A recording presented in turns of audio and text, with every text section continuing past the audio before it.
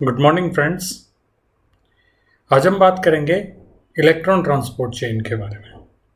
जैसे कि पिछले लेक्चर्स में हमने डिटेल में बात करी थी कि ग्लाइकोलाइसिस से कैसे एनर्जी आती है और कैसे NADH बनता है, ATP बनता है। ऐसे ही citric acid cycle TCA cycle में हमने देखा कि FADH2 और NADH बनता है। इनसे ATP कैसे बनता है, इस प्रोसेस के लिए ज़रूरी है कि ये NADH और FADH2 ये इलेक्ट्रॉन्स को डोनेट करें और उन इलेक्ट्रॉन्स को मल्टीपल कॉम्प्लेक्सेस से होते हुए फाइनली ऑक्सीजन को दिए जाते हैं, है ना। तो हम इस पूरी प्रोसेस में जो स्ट्रक्चरल कंपोनेंट हैं उनको कलेक्टिवली इलेक्ट्रॉन ट्रांसपोर्ट चेन बोला करते हैं। तो ATP हमारे लिए इतना ज़रूरी क्यों है? क्योंकि ATP का जो हाई एनर्जी फॉस्फेट है, हाइड्रोलिसिस के बाद में जब वो अलग होता है तो एक ऑप्टिमम अमाउंट में एनर्जी देता है। वो जो एनर्जी के पैकेट्स हैं वो बायोलॉजिकल रिएक्शंस के लिए बड़े सूटेबल है। ना तो वो बहुत ज़्यादा होती है एनर्जी और ना ही तो वो बहुत कम होती है। ठीक है, तो ये ATP, ज़्यादातर ATP कैसे बनती है? जैसा कि हमने देखा कि ग्लाइकोलिसिस में 2 ATP का आउटपुट आता है ना। TCA साइकिल में एक ATP या एक GTP बनता है एक पायरूवेट से। तो अगर हम पर ग्लूकोज मॉलिक्यूल भी माने तो 2 ATP या 2 GTP बनेंगे। लेकिन बाकी की ATP एनर्जी कहाँ से आती है? तो उसके लिए ज़रूरी है कि जो chemical energy citric acid cycle में NADH और FADH2 के पॉइंट ऑफ व्यू से जो इकट्ठी करी गई थी, जो बनाई गई थी, जो कंजर्व करी गई थी, जिनको हम कलेक्टिवली क्या बोला करते हैं, रेडॉक्स इक्विवेलेंट्स, है ना। उस NADH और FADH2 से ही ATP बनाया जाता है। अब वो कैसे बनाया जाता है कि ये NADH और FADH2 इलेक्ट्रॉन को डोनेट करते हैं। एक सीरीज ऑफ कंपोनेंट से होते हुए ये डोनेशन होता है। ये किसी एक कॉम्प्लेक्स को देंगे, वो फिर किसी और कॉम्प्लेक्स को देगा, वो फिर किसी और को देगा और फाइनली मॉलिक्यूलर ऑक्सीजन को वो इलेक्ट्रॉन डोनेट करे जाते हैं और प्रोटॉन के साथ में मॉलिक्यूलर ऑक्सीजन मिलके मेटाबॉलिक वाटर बना लेता है। ठीक है, जैसा हमने पढ़ा होता है ना कि कैमल को पानी की रिक्वायरमेंट बड़ी कम होती है। क्यों? क्योंकि वो अपने मेटाबॉलिक वाटर को काम में लेता है। तो ये मेटाबॉलिक वाटर कहाँ से आता है? जो मेटाबॉलिज्म होती है उसमें वाटर कई रिएक्शंस में एज अ बाई प्रोडक्ट बनता है। वो वाटर जो होगा उसको हम क्या बोला करते हैं, मेटाबॉलिक वाटर। ठीक है, तो जब ये ऑक्सीजन को ये इलेक्ट्रॉन डोनेट करे जाते हैं तो प्रोटॉन का मेम्ब्रेन के अक्रॉस, माइटोकॉन्ड्रियल मेम्ब्रेन के अक्रॉस उनका ट्रांसपोर्ट होता है और उससे वापस ATP का बनाया जाता है। ADP पर एक फॉस्फेट अटैच करवा दिया जाता है। तो क्योंकि ये पूरी की पूरी प्रोसेस ऑक्सीजन डिपेंडेंट है, इसलिए इस प्रोसेस को क्या बोलते हैं, ऑक्सीडेटिव फॉस्फोरिलेशन। और इस प्रोसेस का जो स्ट्रक्चरल बेसिस है वो है इलेक्ट्रॉन ट्रांसपोर्ट चेन। अगर इलेक्ट्रॉन ट्रांसपोर्ट चेन नहीं होगी तो ऑक्सीडेटिव फॉस्फोरिलेशन होना नामुमकिन सा केस है, जो भी लिविंग सेटअप हमने आज तक स्टडी किया उसके हिसाब से। ठीक है, अब ये इलेक्ट्रॉन ट्रांसपोर्ट चेन या ऑक्सीडेटिव फॉस्फोरिलेशन प्रोसेस होता कहाँ है? ये माइटोकॉन्ड्रिया, जैसा हम जानते हैं कि माइटोकॉन्ड्रिया की 2 मेम्ब्रेन्स होती है ना। इस डायग्राम में आप बहुत क्लियरली देख पाते हो, ये inner membrane and outer membrane. Outer membrane में आप देख रहे हैं काफ़ी सारे पोर्स बने हुए हैं। इसका मतलब ये काफ़ी पोरस है, परमिएबल है स्मॉल आयंस और स्मॉल सब्सटेंसेस के लिए। लेकिन जो इनर मेम्ब्रेन है, जो क्रिस्टी के फॉर्म में फोल्डिंग्स आप देख पा रहे हो, ये इनर मेम्ब्रेन हाईली इम्परमिएबल है। अगर ये इम्परमिएबल नहीं होती तो शायद इस प्रोसेस से ATP नहीं बनता होता। तो इस पूरी प्रोसेस को हम डिटेल में समझेंगे। तो मोस्ट इम्पॉर्टेंट थिंग है कि ये जो इलेक्ट्रॉन ट्रांसपोर्ट चेन है ये कहाँ प्रेजेंट होती है? ये इनर माइटोकॉन्ड्रियल मेम्ब्रेन में प्रेजेंट होती है। और इसका रोल क्या है? मेनली इसका रोल है NADH और FADH इनका ऑक्सीडेशन करवा के और उससे जो फ्री एनर्जी जो रिलीज होगी उससे ये इलेक्ट्रोकेमिकल प्रोटॉन ग्रेडियंट डेवलप करेंगे। किसके अक्रॉस? इनर माइटोकॉन्ड्रियल मेम्ब्रेन के क्रॉस। जैसे इस डायग्राम में आप देख पा रहे हो कि यहाँ पे ये 4 कॉम्प्लेक्सेस है जिनको 1 2 3 4 हम लिख रहे हैं, लेबल किया गया इलेक्ट्रॉन ट्रांसपोर्ट कॉम्प्लेक्सेस। ठीक है, ये इनमें से फर्स्ट, थर्ड और फोर्थ ये प्रोटॉन को माइटोकॉन्ड्रियल मैट्रिक्स से उठा के पेरी माइटोकॉन्ड्रियल स्पेस में ले जाते हैं। पेरी माइटोकॉन्ड्रियल स्पेस मतलब इनर और आउटर माइटोकॉन्ड्रियल मेम्ब्रेन के बीच का जो स्पेस है उसको हम क्या बोला करते हैं, पेरी माइटोकॉन्ड्रियल स्पेस। और एटीपी फिर कैसे बनेगा, इन्हीं प्रोटॉन्स को एक और अलग से कॉम्प्लेक्स होगा जिसको कॉम्प्लेक्स 5th या एटीपी सिंथेज बोल देते हैं, उससे होते हुए पेरी माइटोकॉन्ड्रियल से वापस मैट्रिक्स में इन्हीं प्रोटॉन्स को पंप किया जाएगा।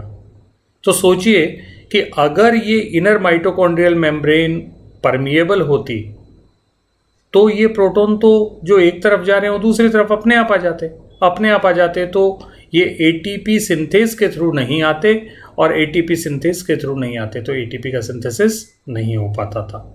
तो ये पूरी की पूरी प्रोसेस जो है, जो आप इस ओवरव्यू में देख रहे हैं, इसको हम 1 by 1 डिटेल में कंसिडर करेंगे। जैसा कि हमने यहाँ पे ऑलरेडी कंसिडर कर लिया कि माइटोकॉन्ड्रियल रेस्पिरेटरी चेन जो होती है इसमें काफ़ी सारे इलेक्ट्रॉन कैरियर्स होते हैं, सीरीज होती है उनकी, और ये इलेक्ट्रॉन कैरियर्स ज़्यादातर इंटीग्रल प्रोटीन के फॉर्म में होते हैं जिनके पास में अलग अलग टाइप के प्रोस्थेटिक ग्रुप है। एक्चुअली ये प्रोस्थेटिक ग्रुप ही हैं जो इलेक्ट्रॉन्स को मूव करवाते हैं, इलेक्ट्रॉन कैरियर का काम करते हैं। ठीक है, या तो ये एक इलेक्ट्रॉन को लेंगे या देंगे, या 2 इलेक्ट्रॉन को लेंगे या देंगे। ठीक है, तो टेक्निकली इलेक्ट्रॉन कैरिंग मॉलिक्यूल्स जो है वो 5 टाइप के हैं इस प्रोसेस में। NAD निकोटिनेमाइड डाई एडेनिन, ठीक है, FAD, यूबिक्विनोन जिसको हम कैपिटल Q से रिप्रेजेंट करते हैं, कभी कभी इसको कोएंजाइम Q भी बोल देते हैं। साइटोक्रोम्स जो कि 2-3 टाइप के होते हैं जो हम डिटेल में देखेंगे, और 5वां टाइप आता है आयरन सल्फर प्रोटीन। इनकी एक साइंटिस्ट थे रिस्क ने इनके बारे में बताया था, इसलिए इनको रिस्क आयरन सल्फर प्रोटीन भी कहा जाता है। यूबिक्विनोन जो होता है वो सॉल्यूबल साइज का होता है, सॉल्यूबल होता है और छोटे साइज का होता है। सॉल्यूबल मतलब ये हाइड्रोफोबिक नेचर का होगा, इसलिए मेम्ब्रेन में ये फ्रीली डिफ्यूज करता है। कौन सी मेम्ब्रेन में, इनर माइटोकॉन्ड्रियल मेम्ब्रेन में। इधर से उधर आसानी से, दाएं से बाएं कैसे भी ये जा सकता है, मूव कर सकता है। तो इसका बड़ा इमेंस यूटिलिटी है, वो हम यूटिलिटी आने वाले कुछ डायग्राम्स में समझेंगे। फिलहाल आप इसका एक बेसिक ओवरव्यू ले लीजिए कि इन प्रोटीन्स का काम क्या क्या होता है, या इनका जनरल नॉलेज क्या है बेसिकली। ऐसे ही दूसरा आता है साइटोक्रोम्स।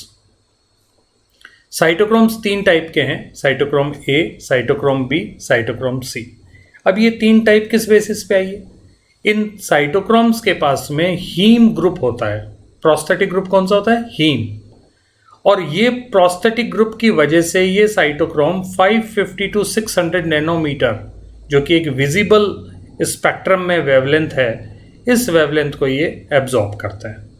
तो कोई इनमें से 560 के आसपास एब्जॉर्ब कर रहा होगा, कोई 570, कोई 590 to 60। इस तरीके से depending on the different light absorption they generate the different absorption spectra. That's why they have been labeled as different cytochromes, cytochrome A, B or C. Another difference between these cytochromes are the heme cofactor is covalently bound with the C-type cytochrome.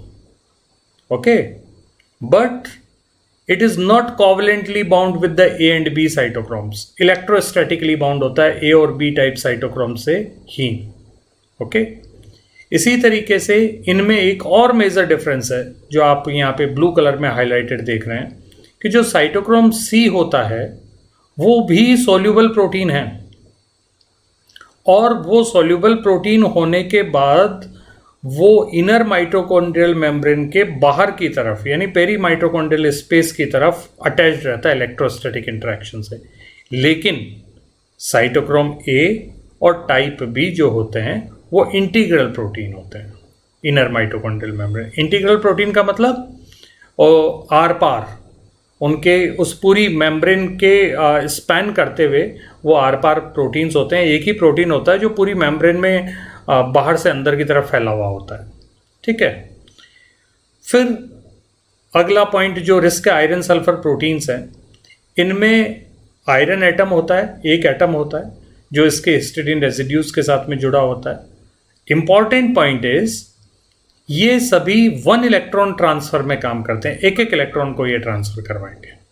ठीक है, अब ये जो भी हमने ये components देखे थे कौन कौन से, NAD, FAD, ubiquinone, cytochrome and iron sulphur protein, ये इलेक्ट्रॉन कैरियर्स प्रोटीन्स के साथ में कॉम्प्लेक्स रहते हैं और ये इनर माइटोकॉन्ड्रियल मेम्ब्रेन में प्रेजेंट रहते हैं। तो कितने कॉम्प्लेक्सेस होते हैं? मेनली 4 कॉम्प्लेक्सेस होते हैं।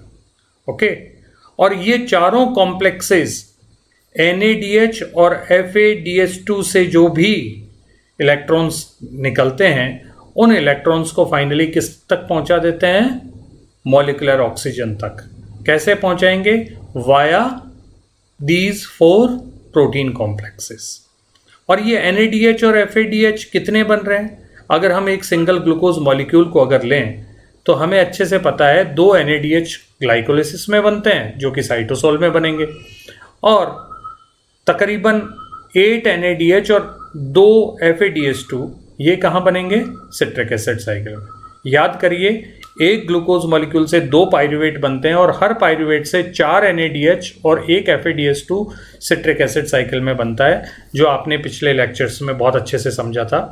तो जाहिर सी बात है, एक ग्लूकोज से जब 2 पाइरूवेट बनेंगे तो 2 से कितने NADH और FADH2 सिट्रिक एसिड साइकिल में बनेंगे? मल्टीप्लाइड बाई 2, तो 4 into 2 NADH and 1 into 2 FADH2। Okay, अब इन कॉम्प्लेक्सेस को अगर हम डिटेल में देखें तो कॉम्प्लेक्स 1 इसको बोला जाता है, ये होता है NADH डिहाइड्रोजिनेज। जैसा कि इस डायग्राम में आप देख पा रहे हैं, इसके अंदर एक FMN फ्लैविन मोनोन्यूक्लियोटाइड होता है। वो NADH से एक पेयर इलेक्ट्रॉन का लेता है, एक पेयर मतलब 2 इलेक्ट्रॉन को लेगा, और फिर आयरन सल्फर प्रोटीन जो इन प्रोटीन्स का जो इस कॉम्प्लेक्स का इंटीग्रल पार्ट है उससे होता हुआ ये क्विनोन को इलेक्ट्रॉन दे देगा। ठीक है, और जब ये इलेक्ट्रॉन दे रहा होगा तो मीनवाइल ये 4 प्रोटॉन को पंप करेगा माइटोकॉन्ड्रियल मैट्रिक्स से पेरीमाइटोकॉन्ड्रियल स्पेस में। ठीक है, तो कुल मिलाकर आप आसानी से यहाँ पे समझ सकते हैं कि 4 protons are pumped from mitochondrial matrix to its intermembrane space for every electron pair passing through this complex. This is important. जब हम ऑक्सीडेटिव फॉस्फोरिलेशन को डिटेल में पढ़ रहे होंगे अगले लेक्चर में, तब हम इन्हीं चीज़ों पे वापस ध्यान देंगे कि कितने प्रोटॉन इसने अक्रॉस द मेम्ब्रेन पंप करे हैं। ठीक है, तो NADH डिहाइड्रोजिनेज का काम क्या है? NADH से इलेक्ट्रॉन को लेकर क्विनोन को देना। दूसरा कॉम्प्लेक्स आता है सक्सिनेट डिहाइड्रोजिनेज। याद करिए, TCA साइकिल में हम इसके बारे में बात कर रहे थे कि जो सक्सिनेट डिहाइड्रोजिनेज एंजाइम होता है वो इकलौता TCA साइकिल का ऐसा एंजाइम है जो इनर माइटोकॉन्ड्रियल मेम्ब्रेन में प्रेजेंट होता है, और ये क्या बनाता है? FADH2। जो FADH2 बनता है वो इसके आयरन सल्फर प्रोटीन्स को दे दिया जाता है, और इसकी वजह से इतनी एनर्जी रिलीज नहीं होती है जिससे कि प्रोटॉन को पंप किया जा सके। तो बहुत ही ध्यान से समझने वाली बात यह है दोस्तों कि कॉम्प्लेक्स सेकेंड कोई भी प्रोटॉन को मेम्ब्रेन के अक्रॉस ट्रांसफर नहीं करता, रादर ये सिर्फ और सिर्फ FADH2 से इलेक्ट्रॉन को कोएंजाइम Q को ट्रांसफर करेगा, जो कि आगे कॉम्प्लेक्स 3 और कॉम्प्लेक्स 4 को देगा। ठीक है, तो कुल मिला के कॉम्प्लेक्स फर्स्ट जो था वो NADH से इलेक्ट्रॉन को लेकर यूबीक्विनोन को दे देता है, और कॉम्प्लेक्स सेकंड जो होता है वो FADH2 से इलेक्ट्रॉन को लेकर यूबीक्विनोन को दे देता है। ठीक है, फिर आता है कॉम्प्लेक्स 3। यूबीक्विनोन चाहे जहां से भी कॉम्प्लेक्स 1 से इलेक्ट्रॉन ले चाहे कॉम्प्लेक्स 2 से इलेक्ट्रॉन ले, ये फाइनली किसको दे देता है? Cytochrome BC1 complex. बहुत ही ध्यान से समझिएगा इस टर्मिनोलॉजी को। इसमें साइटोक्रोम B और C1 टाइप होते हैं, इसलिए इसको साइटोक्रोम BC1 कॉम्प्लेक्स कहते हैं। जब हम फोटोसिंथेसिस पढ़ रहे होते हैं तो वहाँ पर भी इलेक्ट्रॉन ट्रांसपोर्ट चेन होती है, जिसको हम बोलते हैं फोटोफॉस्फोरिलेशन, तो उसमें साइटोक्रोम BF6 कॉम्प्लेक्स होता है, BC1 कॉम्प्लेक्स नहीं होता, तो कंफ्यूज नहीं करना है, ठीक है। तो इसमें क्या होता है कि ये कॉम्प्लेक्स यूबीक्विनोन जो इलेक्ट्रॉन ले चुका है, तो अब उसको क्या बोल देते हैं हम, यूबीक्विनोल, उनसे इलेक्ट्रॉन को लेता है और अपने आयरन सल्फर, जैसे इस डायग्राम में आप देख रहे हैं कई सारे हीम और आयरन सल्फर कंपोनेंट्स हैं, सेंटर्स हैं, इनसे होता हुआ ये इलेक्ट्रॉन फाइनली ये किसको डोनेट कर देगा, कॉम्प्लेक्स 4 को डोनेट कर देगा। और इस प्रोसेस में ये 4 प्रोटॉन को ट्रांसफर करवाएगा माइटोकॉन्ड्रियल मैट्रिक्स से किधर, पेरी माइटोकॉन्ड्रियल स्पेस। और जैसा कि हम पहले भी पढ़ चुके हैं, पहले हमने बात करी है इसके बारे में कि साइटोक्रोम C जो होता है ये इनर माइटोकॉन्ड्रियल मेम्ब्रेन के बाहर अटैच्ड रहेगा। ये सोल्यूबल प्रोटीन है, यानी ये हाइड्रोफोबिक नहीं है, हाइड्रोफिलिक नेचर का है, इलेक्ट्रोस्टैटिक इंटरेक्शन से जुड़ा हुआ होता है सिर्फ। और ये यहाँ से फाइनली इलेक्ट्रॉन लेगा, कहाँ से, कॉम्प्लेक्स 3 से, और कॉम्प्लेक्स 4 को ये इलेक्ट्रॉन देगा डिफ्यूज होते हुए, ठीक है। और अब हम फाइनल जो आखिरी कॉम्प्लेक्स है कॉम्प्लेक्स 4, उसके बारे में बात करते हैं। कॉम्प्लेक्स 4 में कॉपर सेंटर्स होते हैं, copper centre A, copper centre B, और 2 साइटोक्रोम होते हैं A एंड A3। कॉम्प्लेक्स 4 जो है वो टर्मिनल ऑक्सीडेज है, यानी फाइनली ये इलेक्ट्रॉन किसको दे देगा, ऑक्सीजन को दे देगा, और उसकी वजह से क्या बना देगा, मेटाबॉलिक वाटर बनाएगा, और मीनवाइल ये 2 प्रोटॉन को पंप करेगा। ओके, देखिए इस डायग्राम में आप देख पा रहे हैं कि 4 प्रोटॉन पंप हो रहे हैं, लेकिन ऐसा नहीं है। 4 प्रोटॉन तब पंप हो रहे हैं जब 2 वाटर मॉलिक्यूल बन रहे हैं। अगर एक ही वाटर मॉलिक्यूल बन रहा होता तो आधा पंप होगा। कितने पंप होंगे, 2 प्रोटॉन्स पंप होंगे। तो ये हॉलिस्टिक प्रोसेस को इन्होंने दिखा दिया है डायग्राम में। ओके, तो ये इस तरीके से हमारा जो भी सारे जो हमने कॉम्प्लेक्सेस पढ़े, इनकी समरी आप यहाँ पे देखेंगे, जो कि ऑक्सीडेटिव फॉस्फोरिलेशन को समझने के लिए हमारे लिए ज़रूरी है कि कॉम्प्लेक्स 1 NADH से इलेक्ट्रॉन लेकर क्विनोन को दे देता है। इसी तरीके से कॉम्प्लेक्स 2 कौन सा होता है, सक्सिनेट डिहाइड्रोजनेज, वो FADH2 के इलेक्ट्रॉन को कहाँ तक पहुँचाता है, क्विनोन को। अब क्विनोन कॉम्प्लेक्स 3 को पहुंचाएगा इलेक्ट्रॉन, जहां से साइटोक्रोम C से होते हुए कॉम्प्लेक्स 4 से होते हुए फाइनली इलेक्ट्रॉन ऑक्सीजन को दे दिए जाते हैं। और मीनवाइल कॉम्प्लेक्स 1 और कॉम्प्लेक्स 3 से 4 इलेक्ट्रॉन पेरी माइटोकॉन्ड्रियल स्पेस में पंप करे जाते हैं, और साइटोक्रोम ऑक्सीडेज या टर्मिनल ऑक्सीडेज से यानी कॉम्प्लेक्स 4 से 2 प्रोटॉन को पंप किया जाता है पेरी माइटोकॉन्ड्रियल स्पेस में। तो हम देखेंगे कि जो पॉजिटिव चार्ज है वो इंटर मेम्ब्रेन स्पेस या पेरी माइटोकॉन्ड्रियल स्पेस में ज़्यादा हो गया है, और ऑक्सीडेटिव फॉस्फोरिलेशन जो हम अगले चैप्टर में पढ़ेंगे, वहाँ से इन प्रोटॉन्स को वापस ATP सिंथेज के थ्रू मैट्रिक्स में लाया जाता है, और इसकी एनर्जी से ADP का फॉस्फोरिलेशन करवा के ATP बना दिया जाता है। ठीक है, तो इस तरीके से ये इलेक्ट्रोकेमिकल ग्रेडियंट है। इलेक्ट्रोकेमिकल ग्रेडियंट का मतलब क्या हुआ, केमिकल ग्रेडियंट है कि प्रोटॉन में जो H नेचर है, जो हाइड्रोजन का जो नेचर है वो भी है, और इसके ऊपर जो पॉजिटिव चार्ज है वो भी है। तो इलेक्ट्रिक प्रॉपर्टी भी है इसकी और केमिकल प्रॉपर्टी भी है, और क्योंकि वो एक तरफ ज़्यादा होता है एक तरफ कम होता है, ग्रेडियंट बनाता है, इसलिए हम इसको क्या बोला करते हैं, इलेक्ट्रोकेमिकल ग्रेडियंट। आप आने वाले लेक्चर में ये भी देखेंगे कि इसी को, क्योंकि ये इलेक्ट्रोकेमिकल ग्रेडियंट सिर्फ प्रोटॉन से रिलेटेड है, इसलिए इसको बोल देते हैं हम प्रोटॉन मोटिव फोर्स, और वही प्रोटॉन मोटिव फोर्स ATP बनाने में काम में आता है। तो ओवरऑल रिएक्शन अगर हम ये सारी देखें तो हमें समझ में आता है NADH हो चाहे FADH2 हो, वहाँ से इलेक्ट्रॉन को यूबिक्विनोन को दिया जाएगा, Q को दिया जाएगा, फिर वहाँ से cytochrome B, C1, then cytochrome C, then cytochrome A, then cytochrome A3, और फाइनली मॉलिक्यूलर ऑक्सीजन को दे दिया जाता है। और इसमें लार्ज अमाउंट में फ्री एनर्जी रिलीज होती है, और इस एनर्जी को क्योंकि लार्ज अमाउंट में होती है, इसीलिए ये एनर्जी धीरे धीरे किश्तों में रिलीज करवाई जाती है। मल्टीपल इलेक्ट्रॉन कैरियर्स की हमें इसलिए ज़रूरत पड़ती है। Thank you so much. Use mask and feel safe and cooperate at your end for the government campaign, no mask, no entry. Thank you so much.